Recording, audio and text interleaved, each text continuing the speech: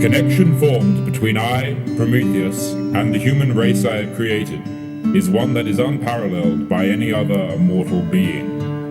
Only the love felt by a mother for her child may come close to reflecting this connection, and I fear that this may have been the ignition for my ongoing conflict of character with that of Zeus. I proceeded to give my humans gifts to better their chances of survival and to advance their way of life.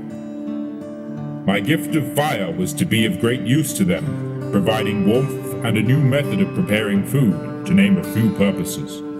However, my next action was one that would have serious consequences for my dear humans. Presenting Zeus with 2 plates of meat, I decided to test his judgment. On one plate, I placed a piece of meat with no fat on it, suggesting that it is less wholesome and not of a high quality. On the second, I placed the bones of the animal, wrapped in its fat, to suggest it was the better option. It would seem that my attempt to deceive Zeus was successful, however it did not go unpunished. On discovering my betrayal, Zeus became enraged and began shooting fierce threats. I realized my terrible mistake and grew fearful of what the future might hold. Knowing that Zeus did not feel the same connection to the humans as I did, I feared that he would attack them rather than myself. I soon found that this fear was to become a reality. Anger consuming him, Zeus ripped my gift from the humans, denying them of something crucial to their survival. A channel of agony was felt between my creations and I, but this pain was only the beginning. Zeus did not stop there in his revenge. I found myself bound by chains to an enormous rock, destined to have my liver torn from me every day by a ferocious eagle, only to grow back overnight. How I longed for mortality and the peace that came with death.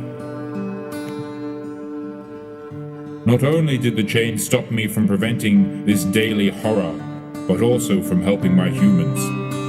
This separation was equally as painful as the hole in my abdomen. 2 prophecies sprung to mind as I saw a small bovine approach me. She proceeded to introduce herself as Io, a woman who Zeus had transformed after falling in love with her, so as to protect her from his wife Hera.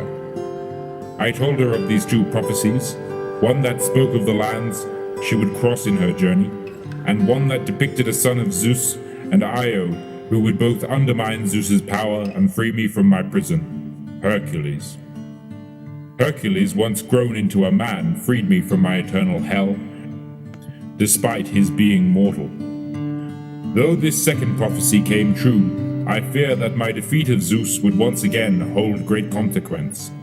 I must proceed to protect the human race and those close to me, such as my dear brother Prometheus, who I fear may be targeted by my powerful enemy.